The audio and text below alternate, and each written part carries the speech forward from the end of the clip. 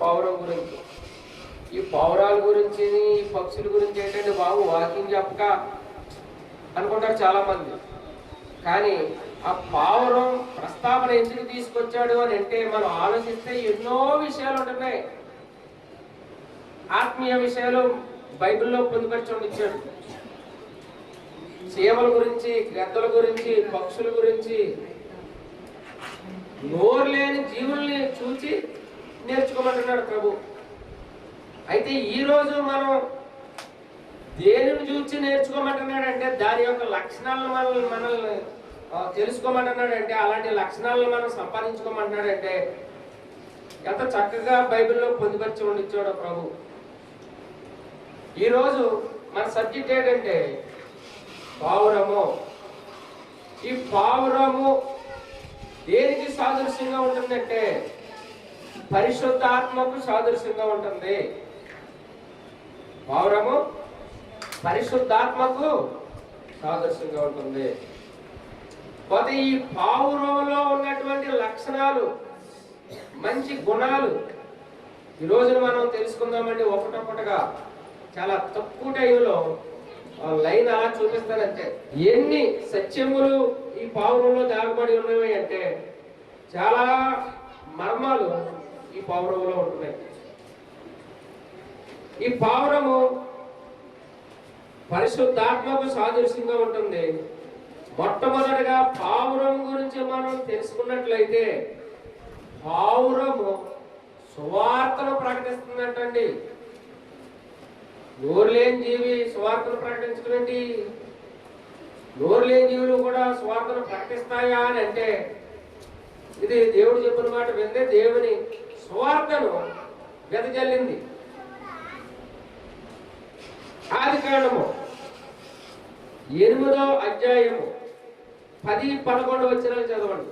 పావురము మొట్టమొదటి పావురంలో ఉన్నటువంటి లక్షణము ఏంటి అని అంటే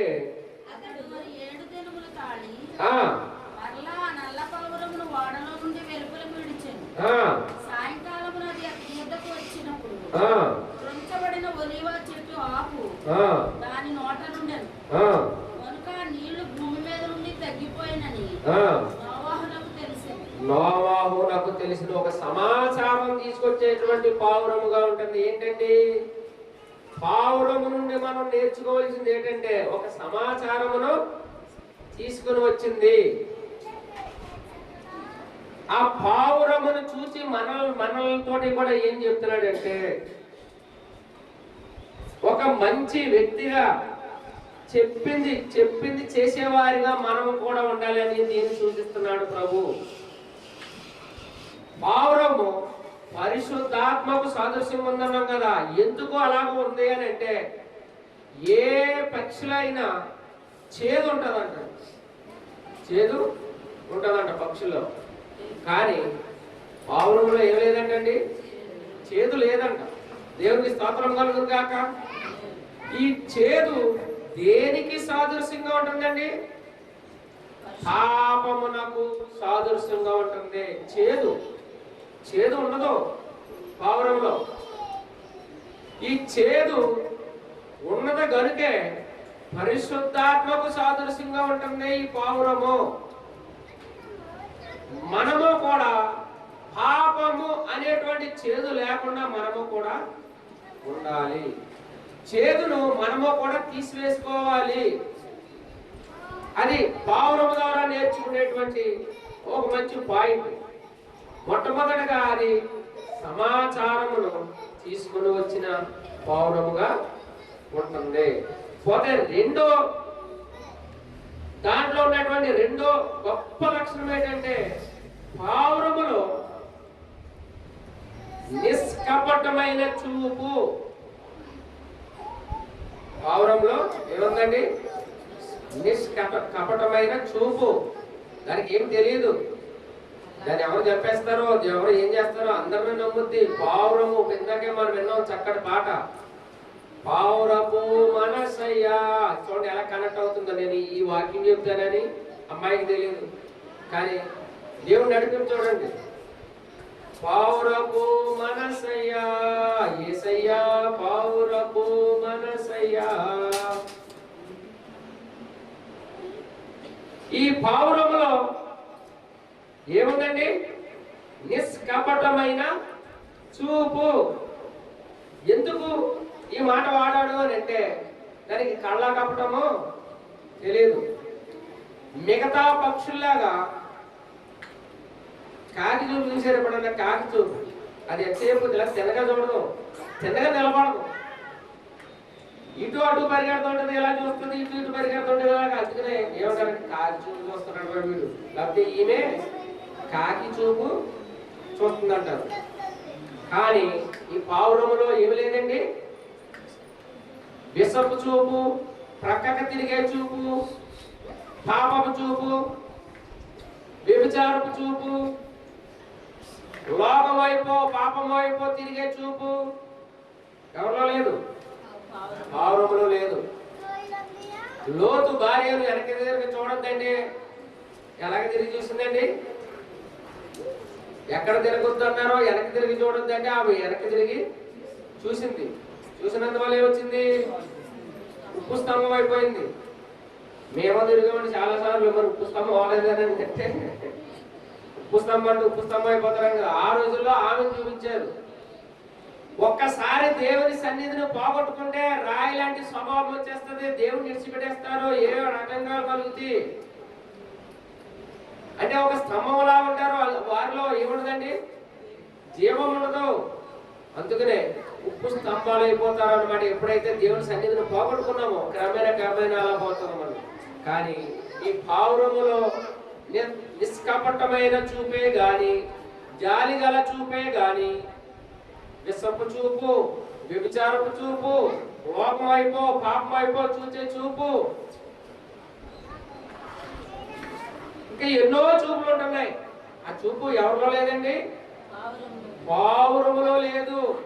మనము కూడా సంపాదించుకోవాలి. ఎలాంటి చూపండి? నిష్కపటమైన చూపు మనం సంపాదించుకోవాలి. దేవుని చూచే చూపు, దేవుని వాక్యము చదివే చూపు, దివారాత్రులు దాన్ని ధ్యానించేవాడు, దాన్ని చూచేవాడు ధన్యుడు. కనుక మనము కూడా సంపాదించుకోవాలి పావురములో ఉన్నటువంటి చూపు. ఈ దినాల్లో పాపము అనేది ఎలా సంభవించిందంటే, మొదట మనకు ఆదిలో ఎవరండి? ఏది చూడొద్దన్నారో, దేని వైపు తిరగొద్దన్నారో దానినే చూసినంత వల్ల ఏమైంది?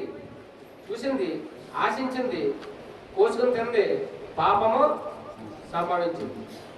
కనుక అలాంటి చూపు మనలో ఉండకూడదు. మనం ఏది చూడాలో, ఏది వినాలో అవే చూడాలి, అవే వినాలి. కానీ ఆజ్ఞ అతిక్రమించకూడదు. కానీ పావురం నుండి ఉదయకాల సమయంలో దేవుడు మనల్ని ఏం నేర్చుకోమంటున్నాడంటే, నిష్కపటమైన జాలి గల చూపు మనం చూడవలెను. విశ్వాసుల కర్తవు దానిని కొనసాగించి యేసు వైపే చూడాలి. కానీ దాదాల వైపో, బాబాల వైపో, అదే గార్డీలో వైపో, అది ఎక్కడెక్కడో మనం చూడకూడదు. గాలి తుఫాను చూసినప్పుడు భయపడతాము, సముద్రం చూస్తే భయపడతాము, లోకం చూస్తే భయపడతాము. అందుకనే లోకమునైనను లోకములో ఉన్న వాటినైనను చూడకూడదు, ప్రేమింపకూడదు. ఏమి తిందుమా, ఏమి త్రాగుదమా, ఏం ధరించుకుందామా అనేటువంటి చీకు చింత ఉండకూడదు. అది ఎవరికి ఉండదు అని అంటే, నిష్కపటమైనటువంటి చూపు పొందిన వారికి దేవుడే చూసుకుంటాడు, దేవుడే ఉత్తరమిస్తాడు, దేవుడే ఆదుకుంటాడు అనేటువంటి విశ్వాసం మనం కలిగి ఉన్నట్లయితే జాలిగల చూపు మనము కూడా సంపాదించుకుంటాము. జాలిగల నిష్కపటమైన జాలిగల చూపు ఈ పావురములో ఉంటుంది. ఎన్నో పాయింట్ అండి ఇది? రెండో పాయింట్. ఇంకా మనం చూసుకున్నట్లయితే చూడండి, మనము దేవుని పోలి నడుచుకునే వారిగా ఉండాలి. పావురములో ఉన్న మూడో పాయింట్ ఏంటంటే, మనం దేవుని పోలి నడుచుకోవాలి. పావురము కూడా దేవుని పోలి నడుచుకుంటుంది. పావురంలో ఉన్నటువంటి ఆ నిష్కపటమైన చూపే కాకుండా ఎఫెసీయులకు రాసిన పత్రిక 5:1 చదవండి ఒకసారి. కావున మీరు ప్రియులైన పిల్లల వలె దేవుని పోలి నడుచుకొనవలెను. ఈ పావురములో మనసులో ఉండేది ఏంటంటే పావురములో ఉండేటువంటి మూడో గుడ్ క్వాలిటీస్ అంటే మంచి లక్షణం ఏంటంటే దేవుని పోలి నడుచుకునే వ్యక్తిగా ఉంటుంది ఈ పావురము. చక్కగా నడుస్తుంది. కాకినాడకు అనుకోండి, అది ఎప్పుడు తిన్నగా వెళ్ళడం మీరు చూసారో లేదు, ఇలాగ ఎగురుతూ వెళ్తూ ఉంటుంది. ఇటు అటు ఎగురుతూ ఉంటుంది, ఇటు అటు వెళ్తూ ఉంటుంది. పిల్లల దగ్గర జంతికలు పప్పులు ఎత్తుకుపోతూ ఉంటుంది. కానీ పావురము అలా చేయదు. క్రీస్తును పోలి నడుచుకుంటుంది ఈ పావురము. క్రీస్తును పోలి నడుచుకుంటుంది. అందుకనే పరిశుద్ధుడైన పౌలు గారు ఏమంటాడండి, నేను క్రీస్తును పోలి నడుచుకుంటున్నాను, నన్ను పోలి మీరును నడుచుకోవాలేను. ఒక బోధ చేసే ఒక పాస్టర్ గారు ఉన్నాడు అనుకోండి, ఆ పాస్టర్ గారికి ఇద్దరు పిల్లలు ఉన్నారనుకోండి, నేను క్రీస్తుని పోలి నడుచుకుంటాను, నన్ను పోలి మీరు నడుచుకోండి అంటే ఇప్పుడు నాకెంతమంది ఉండాలా? లేకపోతే ఒక త్రాగుబోతుడు ఉన్నాడు అనుకోండి, నేను క్రీస్తుని పోలి నడుచుకుంటున్నాను, నన్ను పోలి మీరు నడుచుకోండి, సంఘం ఏమవ్వాలి?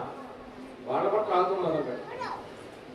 నేను ఏదైతే చెప్తున్నానో అది నేను ఆశ్రయించకుండా ఎదటి వాళ్ళకి చెప్తే వీడు ఏం చేస్తున్నాడో అది సంఘం కూడా చేయదు. అంటే దేవుని రూపంలోనికి మనిషి వచ్చి దేవుని అడుగున జాడలలో మనం నడిచినట్లయితే చిన్నవారైనా పెద్దవారైనా ఏం కలుగుద్ది? భయము కలుగుద్ది. భయముతో కూడిన భక్తి వారు కూడా నేర్చుకుంటారు. నేను బలబుద్ధి బోధ చేసేసి నా ఇంట్లో వాళ్ళని నేను మార్చుకోకుండా, నా ఇంట్లో వాళ్ళని నాకు లోబడకుండా నేను మీకు బోధ చేసేసాను అనుకోండి, ముందు మీ వాళ్ళు మార్చుకోరా బాబు అంటారా? ఎవరైనా అంటారు. అందరూ గమనిస్తూ ఉంటారు, అబ్జర్వ్ చేస్తూ ఉంటారు. మనం ఏదైతే చెప్తున్నామో అది చేస్తున్నామా లేదా ఫస్ట్ పాయింట్.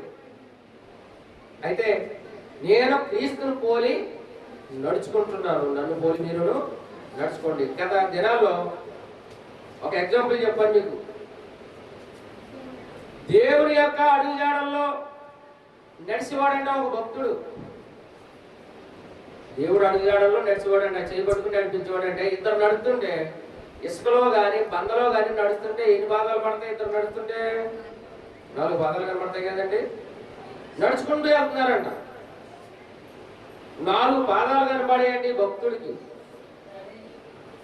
ఒక చోటకి వెళ్ళిన తర్వాత ఇసుక దాడిపోయింది, బంద దాడిపోయింది, కడవరకు వెళ్ళేటప్పటికి 4 పాదాలు కనపడతలేదంట. బాగా అడవిలోకి వెళ్ళి అడవిలోని ముళ్ళులు, ఆ ముళ్ళల్లో బంద ఉందంట. అక్కడ 2 కాళ్ళే కనపడుతున్నాయంట, మిగతా 2 కాళ్ళు కనపడతలేదు. అప్పుడు ఈ భక్తుడు ఏమన్నాడంటే, అయ్యో ప్రభు, నన్ను విడిచిపెట్టేసి వెళ్ళిపోయావా? ఈ ముళ్ళల్లో ఈ అడవుల్లో ఏం తినేస్తుందో, ఏ జంతువు తినేస్తుందో, లేకపోతే ఏ పాము కాటేస్తుందో, ఇప్పుడు దాకా నాతో నుండి ఇప్పుడు ఎందుకు వెళ్ళిపోయావు? నన్ను విడిచిపెట్టాని ఆందోళన చెందుతున్నాడంట. ప్రభు ఏమన్నాడో తెలుసండి, నా కుమారుడా, నీ పాదములకు ముడుగుచ్చుకుంటేనే నిన్ను నా మెడ మీద ఎత్తుకొని నేనే మోస్తున్నాను నిన్ను, ఆ కింద ఉన్న పాదాలు నావే కుమారుడా అన్నాడు.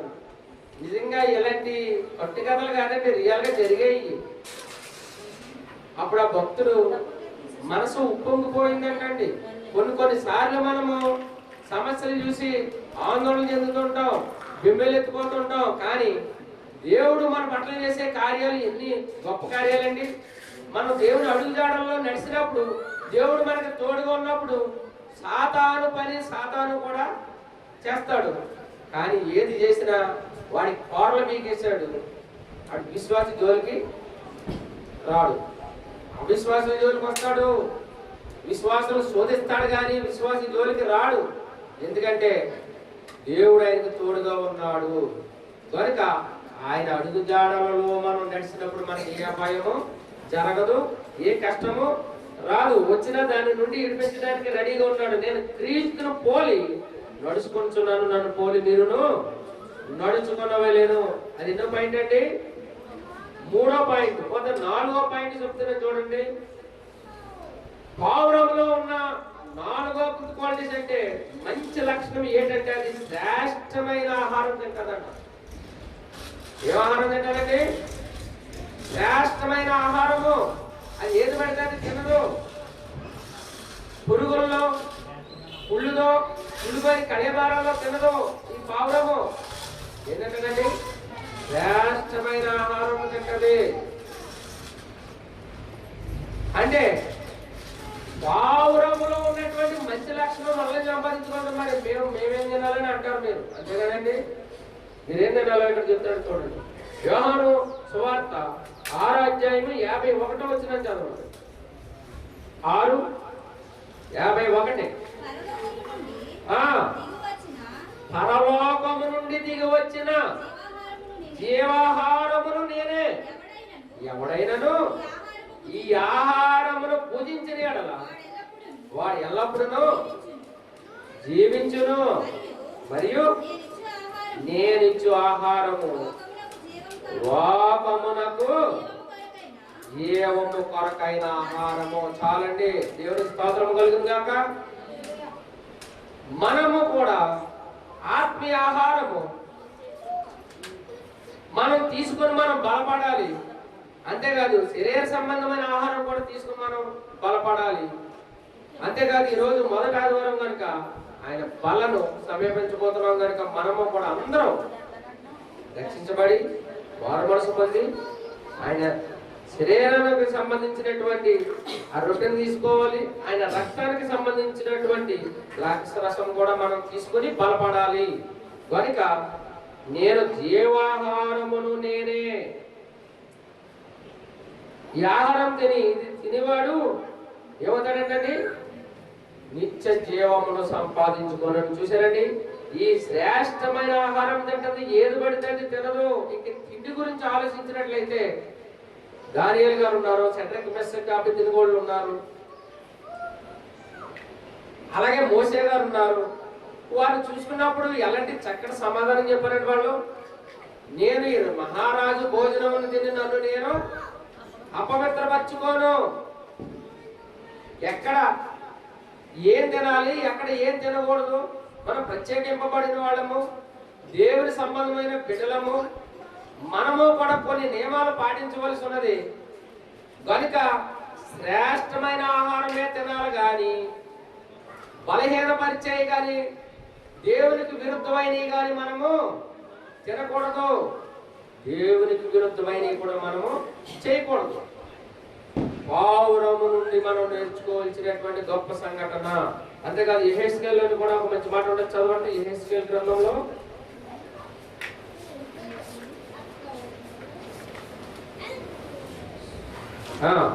3:3 యెహెజ్కేలు గ్రంథము 3:3లో ఒక మాట ఉండదు చూడండి. నరపుత్రుడా, నేనిచ్చుచున్న ఈ గ్రంథమును ఆహారముగా తీసుకొని దానితో నీ కడుపు నింపుకొనుము. ఎన్ని వారములు, ఎన్ని దేవుని సన్నిధిని పోగొట్టుకుంటున్నారండి. దేవుని జీవాహారం అనేటువంటి వాక్యాన్ని పోగొట్టుకుంటున్నారండి. ఆత్మీయాహారం పోగొట్టుకుంటున్నారండి బుద్ధిపూర్వకంగా. ఎప్పుడైనా అనారోగ్యంగా ఉండి ఎప్పుడైనా తప్పనిసరి పరిస్థితులు అయితే మానుకోవచ్చు, కానీ దేవుని సన్నిధిని ఎన్ని ఆటంకాలు వచ్చినా దేవుని కంటే ఎక్కువ నీ కొరకు ప్రాణం పెట్టి నీ కొరకు రక్తం సిందించి చనిపోయాడు కదా, ఆయన గురించి ఒక గంట సేపు టైంని వెచ్చించలేమా? ఏం చెప్తున్నాడు చదువుతలే? నరపుత్రుడా, నేనిచ్చుచున్న ఈ గ్రంథమును ఆహారముగా తీసుకొనవలెను. జీవాహారము, దానితో నీ కడుపు నింపుకొనవలెను.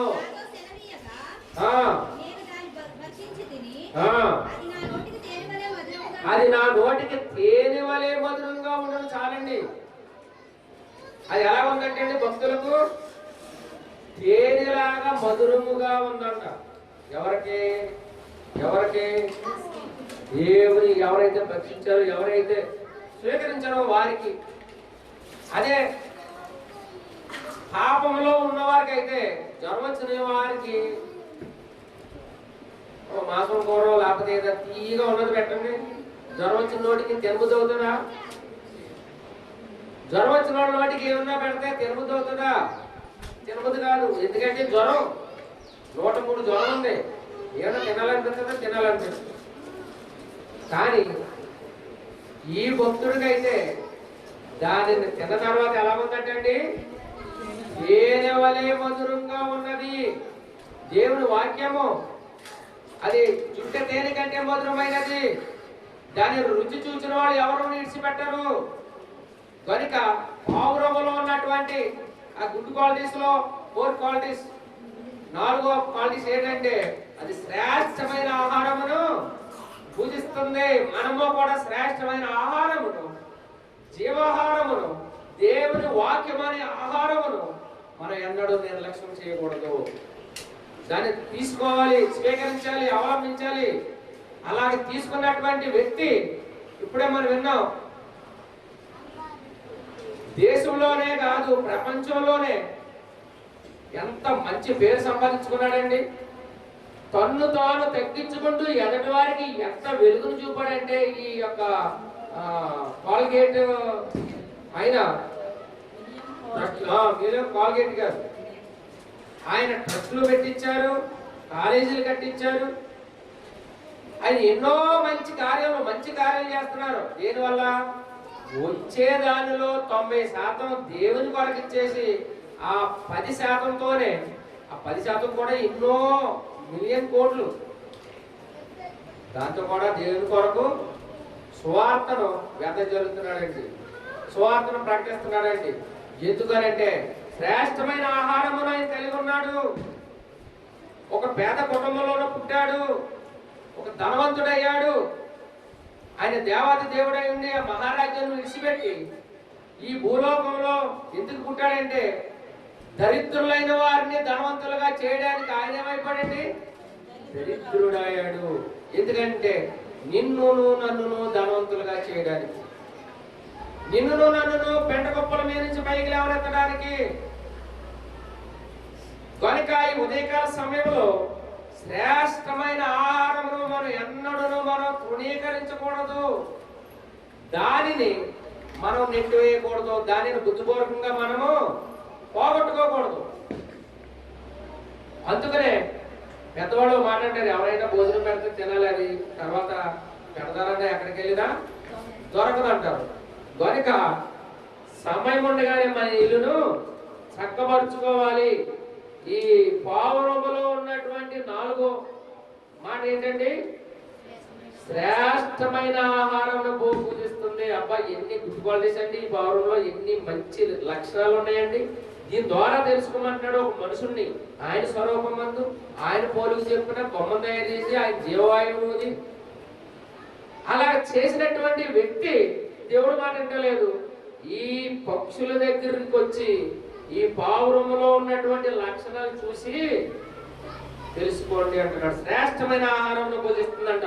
పోతే 4వది చాలా ప్రాముఖ్యమైన విషయము, అది సహవాసము కలిగి ఉంటుందంట. మంచి సహవాసము కలిగి ఉంటుందంట.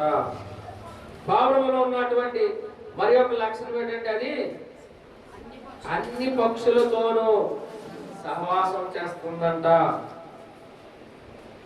ఇప్పుడు వెంటనే మీరు ఎక్కడికి వెళ్తారంటే అపొస్తలుల కార్యాలు 2వ అధ్యాయము 42వ వచనం చదవండి. ఇక్కడ కొంతమంది ఏం చేస్తున్నారు చూడండి. మీరు అపొస్తలుల బోధ యందును సహవాసము యందును రొట్టె విరుచుట యందును ప్రార్థన చేయుట యందును ఎడతెగక యుందురు, అంటే కలిసి ఉంటున్నారు. అదే అపొస్తలుల కార్యాల్లో కొంతమంది స్త్రీలు పురుషులు ఒకే గదిలో ఉండి ప్రార్థన చేస్తుంటే పరిశుద్ధాత్మతో నింపబడ్డారంట. ఒకే ఒక రోజు భక్తుడు బోధ విని 3000 మంది మార్చబడ్డారంట. మరి ఒకసారి 5000 మంది మార్చబడ్డారంట, రక్షించబడ్డారంట ఆయన వాక్యం విని. కనుక సహవాసం, మంచి సహవాసం కలిగి ఉంటున్నారంటే మరి మనం ఎవరితో సహవాసం చేస్తున్నామో? దుష్టుల ఆలోచన చెప్పున్నాడు ఒక పాపుల మార్గమున నిలవక అపహాసం కూర్చుండి చోట కూర్చుండక యెహోవా ధర్మశాస్త్రమందు ఆనందించు దివారాత్రములు దాన్ని ధ్యానించేవాడు ధన్యుడు. దుష్ట సాంగత్యం మనం చేయకూడదు. దుష్ట సాంగత్యం చేసినట్లయితే ఎవరినన్నా ఒక ఫ్రెండ్ని చూసినప్పుడు వారి యొక్క స్నేహితుడు ఎలాంటి వాడో వాడు కూడా అలాంటి వాడే అని చెప్పేయచ్చాడు. ఒక స్నేహితురాలు చూసినప్పుడు ఈ స్నేహితురాలకి ఫ్రెండ్ ఎవరైతే ఉందో ఆమెను చూస్తే ఈమెను చెప్పేయచ్చండి, అంటే ఎలాంటి స్నేహితులు అని. కనుక మనం ఎవరితో ఫ్రెండ్షిప్ చేస్తున్నాం, ఎలాంటి వారితో సహవాసం చేస్తున్నాం. ఇక్కడైతే ప్రతి ఆదివారము ఏం చేస్తున్నారండి, ఇక్కడ సంఘము సహవాసమయందును, రొట్టె విరుచుట యందును, బోధ యందును, ప్రార్థన యందును. ఎన్ని విషయాలు చెప్పండి? 4 విషయాలు వచ్చినాయి. ఇక్కడ ఎడతెగక కలుసుకుంటున్నారు వీళ్ళు. అంటే ఇక్కడ ఏం కనబడుతుంది? ఐక్యత. మనుషులు కలిసి ఉండడం కాదు, కానీ సేమ్ టైం మనుషులు కూడా కలిసి ఉండాలి.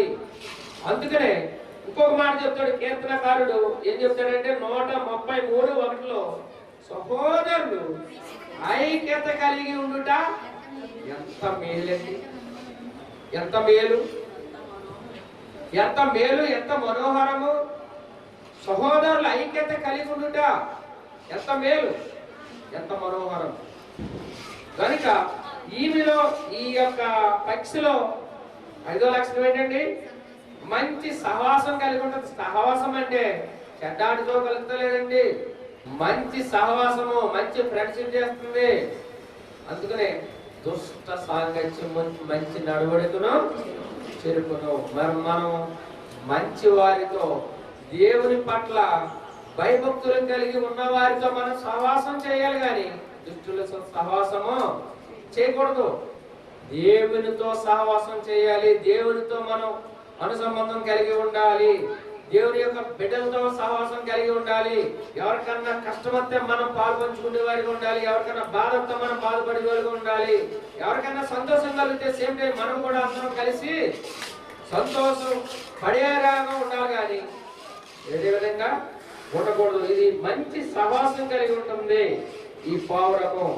మనము కూడా మంచి సహవాసం కలిగి ఉండాలి. సహోదరుల ఐక్యత కలిగి ఉంటే ఎంత మేలు, ఎంత మనోహరము. అంతేకాదు 5వ కూడా అయిపోయింది. 6, ఎందుకంటే నేను షార్ట్ కట్ లో చెప్పేస్తున్నాను, ఇంకా మనకు బలారం ఉంది కాబట్టి. 6వ పాయింట్ కూడా ఏమని ఉందంటే, పావురములో ఉన్న మరి యొక్క మంచి లక్షణం ఏంటంటే అది సువార్తను ప్రకటించే పావురంగా ఉంటుందంటే. మనం మొట్టమొదటి చదువుకున్నాం కాబట్టి 8-11 ఒకసారి చదవండి. అది సువార్తను ప్రకటించే దానికి ఇలా ఉందంట. దానికి సంబంధించి 1వ కొరింథీయులకు రాసిన మొదటి పత్రిక 9:16 చదవండి. 9:16 నేను సువార్తను ప్రకటించుచున్నాను,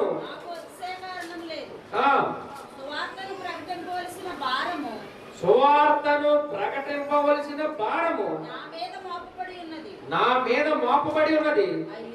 అయ్యో నేను సువార్తను ప్రకటింపబోయిన ఎడల నాకు శ్రమ. అంటే సువార్తను ప్రకటించే భారము రక్షించబడిన ప్రతి వ్యక్తికి ఇచ్చాడు. మీరు అన్నాడా, నీవు అన్నాడా? మీరు సర్వ లోకాలకు వెళ్ళి సువార్తను ప్రకటించండి. మీరు అన్నాడంటే అక్కడ ఆడవాళ్ళు మగవాళ్ళు అందరికీ వర్తిస్తుంది. మీరు సర్వ సృష్టికి వెళ్ళి సువార్తను ప్రకటించండి. అంటే ఒక వెలిగించబడినటువంటి వ్యక్తి, దేవుని అడుగుజాడల్లో నడిచే వ్యక్తి ఒక సువార్త రథం అవ్వాలి, వెలిగే జ్యోతి అవ్వాలి, ఒక పత్రిక అవ్వాలి. అలాగా దేవుడు మనల్ని వాడుకుంటాడంట సువార్త రథం వలె.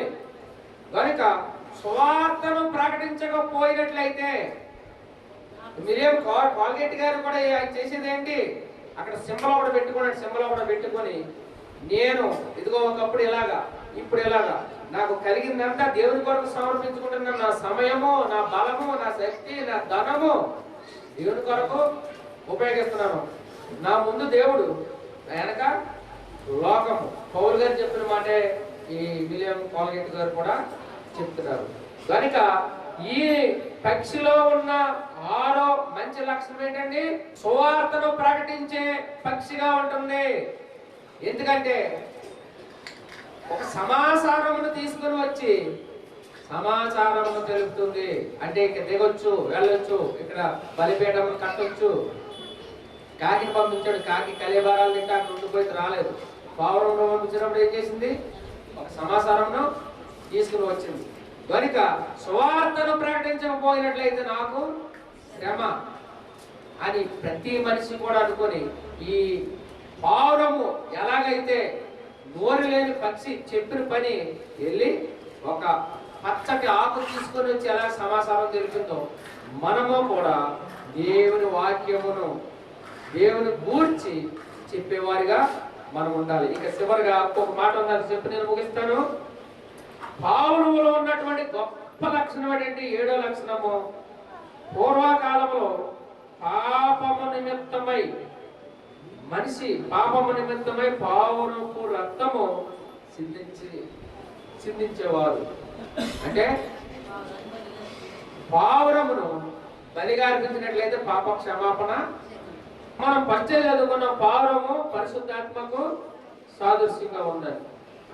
అంతేకాదు ఎబ్రీయులకు రాసిన పత్రిక 9వ అధ్యాయము 22వ వచనం చదవండి.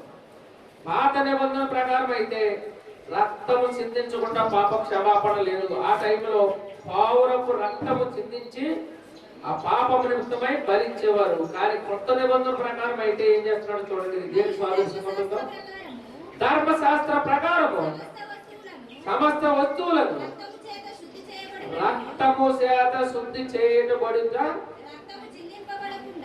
రక్తము చిందించబడకుండా పాప క్షమాపణ లేదు.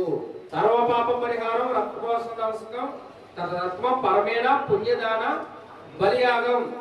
అంటే పాత నిబంధన ప్రకారము అయితే రక్తము చెందించకుండా పాప క్షమాపణ లేదు. అందుకనే గొర్రెల రక్తము మేకల రక్తము యేసు చిందించేవారు. కానీ కొత్త నిబంధన వచ్చేసరికి ఇక్కడ ఏం చెప్తున్నాడంటే ధర్మశాస్త్ర ప్రకారము రక్తము చిందించకుండా పాప క్షమాపణ లేదు. అది ఏ రక్తమై ఉండాలి అంటే ఏ పాపము ఏ కల్మసము లేనిదై ఉండాలి. మరి అలాంటి వారు ఎవరున్నారు? నరుడు చేసిన పాపము నిమిత్తమై కొన్ని ప్రాంతాల్లో కొన్ని దేశాల్లో గత వారాల్లోని కూడా అమ్మాయి చెప్పింది. ఎందుకంటే మనుషుల్నే బలిగా అర్పించేవారు. అయితే ఏ మనిషి దగ్గరైనా నీతిమంతుడు లేడు, ఒకడు లేడు. అందరూ పాపం చేసి దేవుడి గురించి మహిమను పొందలేకపోతున్నారు. కనుక మరి రక్తం లేని వారు ఎవరు అని అంటే ప్రభువైన యేసుక్రీస్తు ఒక్కడే. ఆయన తల్లిదండ్రుల ద్వారా పుట్టినవాడు కాదు.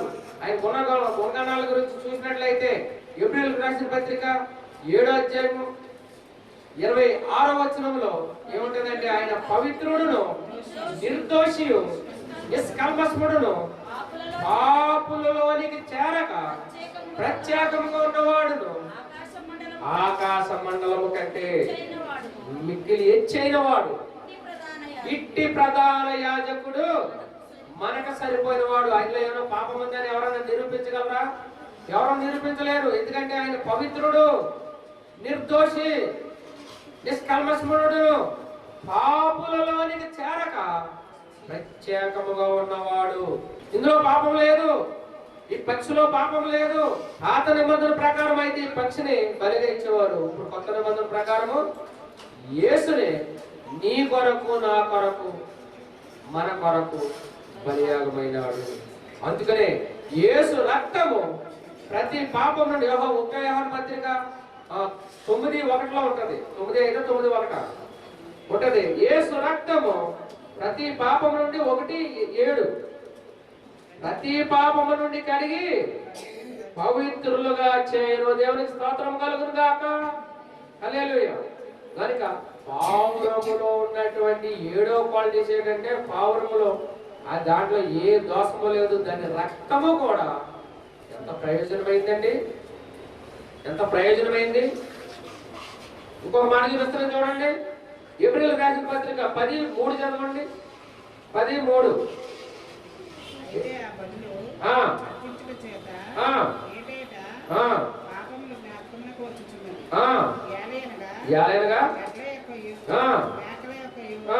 రక్తము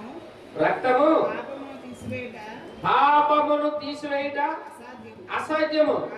కాబట్టి ఆయన ఈ లోకమందు ప్రవేశించినప్పుడు అంటే ఈ ఏటా ఇంక ఈ బాధ ఈ గందరగోళం లేకుండా నోరు లేని జీవులు చంపకుండా అందరి నిమిత్తం ఒక్కసారే బలైనాడు, మృతి పొందినాడు, తిరిగి లేచినాడు. దాని ద్వారా మనుషులకు ఏం కలిగింది?